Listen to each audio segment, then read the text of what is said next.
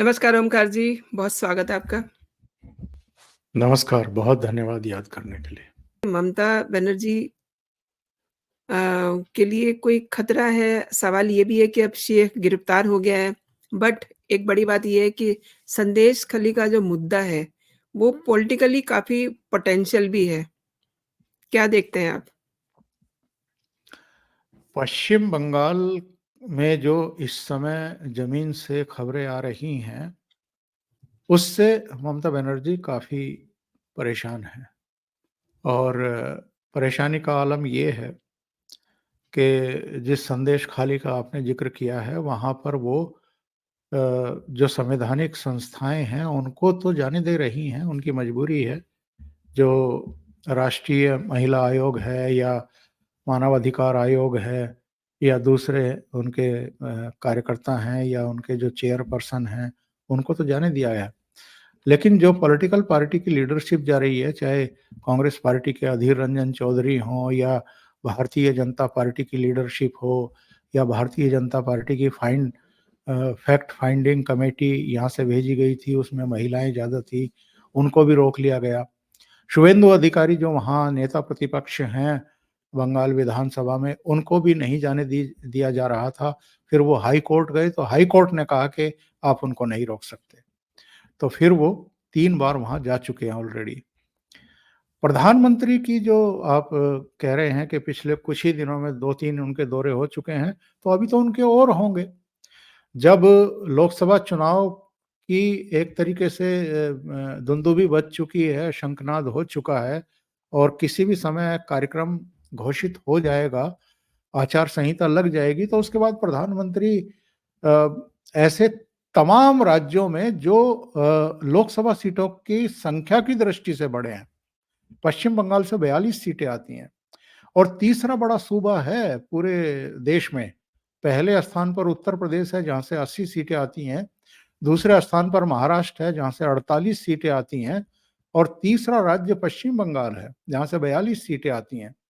जी, उसके बाद 40 सीटों वाला बिहार है। तो उस दृष्टि से प्रधानमंत्री के वहाँ दौरे बनते ही हैं और प्रधानमंत्री के जो दौरे 2019 में भी हुए थे, उसी का नतीजा था कि 42 में से 18 लोकसभा सीटें भारतीय जनता पार्टी ने जीत ली थी और केवल 2 सीटें कांग्रेस के हिस्से में आई थी, वामपंथियों का तो खाता ही नहीं खुला था। और जो 2014 में ममता बनर्जी की पार्टी 30 से ज़्यादा शायद 37 सीटें जीत ली थी या 34 सीटें जीत ली थी, वो घट कर के 22 पर आ गई थी। तो प्रधानमंत्री की जो यात्रा है पश्चिम बंगाल की, जो दौरे हैं, जो उनकी जनसभाएँ हैं, जिन मुद्दों को वो टच कर रहे हैं, उठा रहे हैं, उससे ममता बनर्जी की परेशानियाँ और बढ़ती जा रही हैं और अब तो ये कहा जा रहा है कि ये संख्या कहीं उल्टी ना हो जाए। यानी ममता बनर्जी की पार्टी कहीं 18 सीटों पर ना रह जाए और भारतीय जनता पार्टी 22 सीटें ना जीत ले। तो जहाँ सीटों के बढ़ने की संभावनाएँ हैं, वहाँ प्रधानमंत्री का जाना समझ में आता है। End of this show sir, at serious note, एक बात समझना चाहती हूँ मैं। पिछले 2 दिन पहले कंटेंट क्रिएटर्स मीट हुआ और उसमें क्रिएटर्स को सम्मानित किया गया। वहाँ पर ये बात सामने आती है कि मोदी खुद में एक ट्रेंड है, यानी कि उनका जो वाकया होता है वो हैशटैग करता है। उनकी जो बात कही होती है वो सोशल मीडिया पे ट्रेंड करने लग जाती है। और आपने देखा होगा शनिवार को असम में वो सफारी में देखे गए, अब वो तस्वीरें बड़ी ट्रेंड कर रही हैं। उससे पहले आपने देखा लक्षद्वीप में जब उन्होंने अपने फ़ोटोग्राफ्स डाले तो कितना बड़ा बवाल हो गया, मतलब देश ही नहीं दुनिया की भी नज़रें गईं। तो ये करिश्मा क्या है? आपकी टिप्पणी मेरे दर्शकों के लिए बहुत अहम होगी। ये देखिए मैं पहले भी कह चुका हूँ कि प्रधानमंत्री हर रोज़ कार्यक्रमों से भी और अपने वक्तव्यों से भी, अपने उद्बोधन से भी, अपने क्रियाकलापों से भी, अपने फैसलों से भी ना केवल विपक्ष को चौंकाते हैं बल्कि जो उनके समर्थक हैं उनको भी आह्लादित करते हैं और कई बार तो उनको भी चौंकाते हैं। और ये सब चीज़ें, यानी एक के बाद एक उनके कार्यक्रम।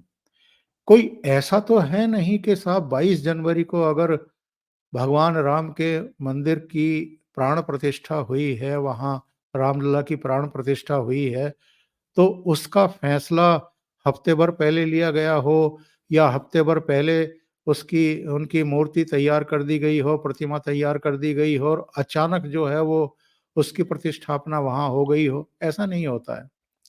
प्राइम मिनिस्टर के मन में अगर ये था कि मुझे 2024 के लोकसभा चुनाव से कुछ महीने पहले भगवान राम का मंदिर तैयार अवस्था में मिलना चाहिए और उसमें हम रामलला की प्रतिमा की प्राण प्रतिष्ठा करें, यानी चुनाव से पहले हम इस काम को पूरा करें, तो जाहिर है ये फैसला 3-4 साल पहले लिया और 3-4 साल पहले ये फैसला लेने के बाद फिर वो सारा उसका जो रूप, स्वरूप, जो भव्यता है मंदिर की और मंदिर का जो परकोटा है, उसमें क्या-क्या होगा, उस सब का भी जो है यानी पूरा वास्तु जो है वो तैयार किया गया। फिर इंजीनियर तय किए गए। उसके बाद उसके वास्तुविद और जो अ, उसके निर्माण से जुड़ी हुई समिति और जो न्यास है, उसके लिए अब आप देखिए प्रधानमंत्री जब किसी काम को हाथ में लेते हैं और उनको पता है कि मुझे टाइम बेस डेडलाइन जो है तय करनी है और तब तक मुझे ये पूरा भव्य और दिव्य अवस्था में लेना है। तो क्या किया?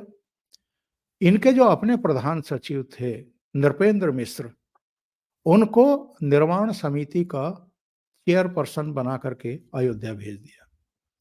और नृपेंद्र मिश्र जो है वहाँ की पल-पल की जो डेवलपमेंट की, निर्माण की, तमाम जो उस समय नीतियाँ, रणनीतियाँ, मुश्किलें, परेशानियाँ, वो सारी उन चीज़ों को पीएमओ को अवगत कराते थे, प्रधानमंत्री से बात करते थे और वो सारी चीज़ें हो गई और वैसी ही हो गई जैसी वो चाहते थे। यानी 4 साल पहले उन्होंने ये तय किया कि जनवरी 2024 में हमें प्राण प्रतिष्ठा करनी है और उन 4 साल में कितनी बार गति बढ़ाई गई होगी मंदिर के निर्माण की, कहाँ क्या मुश्किलें आ रही हैं, उसमें कितना हस्तक्षेप किया गया होगा, कहाँ से किस पत्थर की ज़रूरत पड़ रही है, कमी पड़ रही है, किन और कलाकारों को लगाना है, दिन-रात काम किया गया होगा, तब जाकर के 22 जनवरी को वो प्राण प्रतिष्ठा समारोह हुआ, जिसका इम्पैक्ट हम पूरे देश में और दुनिया में देख रहे हैं। तो नरेंद्र मोदी के जो भी कार्यक्रम होते हैं या जो भी हम डे बाय डे उनके कार्यक्रम देखते हैं, उनके उद्बोधन देखते हैं, उनकी एक बड़ी भारी रिसर्च टीम है, जिसमें बहुत ही एक से एक बड़ा जहाज बैठा हुआ है, जिसको पता है अलग-अलग विषयों की बहुत उनकी गहन जानकारी है। जो संदर्भ ग्रंथ हैं या दूसरी चीज़ें हैं, उनका वो अध्ययन करते हैं, फिर उनके भाषण तैयार होते हैं। आज से 20 दिन पहले 20 दिन बाद जो उनका कार्यक्रम होने वाला होगा, उसके लिए अब तैयारी हो रही होगी। उसका वो भाषण तैयार हो रहा होगा। वहाँ क्या-क्या, कैसे-कैसे, किन-किन कलाकारों को बुलाना है, किनको मंच संचालन करना है, कौन-कौन से बिंदु लेने हैं, मंच पर कितने लोग बैठने हैं, ये सारी चीज़ें 20 दिन पहले तैयार हो जाती हैं। फिर वहाँ के सारे फीडबैक लेते हैं। जिस राज्य में जाते हैं, जिस जिले में जाते हैं, उस जिले और उस क्षेत्र के जो नामचीन हस्तियाँ हुई हैं, अलग-अलग क्षेत्रों में जिनका कंट्रीब्यूशन है इस देश के लिए, इस दुनिया के लिए, उनकी लिस्ट मँगवाते हैं, उनके बारे में जानकारी प्राप्त करते हैं और जब भाषण देते हैं तो उनका उल्लेख ज़रूर करते हैं, ताकि जो रीजनल जो एक टच बोलते हैं और वहाँ की लैंग्वेज में 2-4 सेंटेंस ज़रूर बोलते हैं।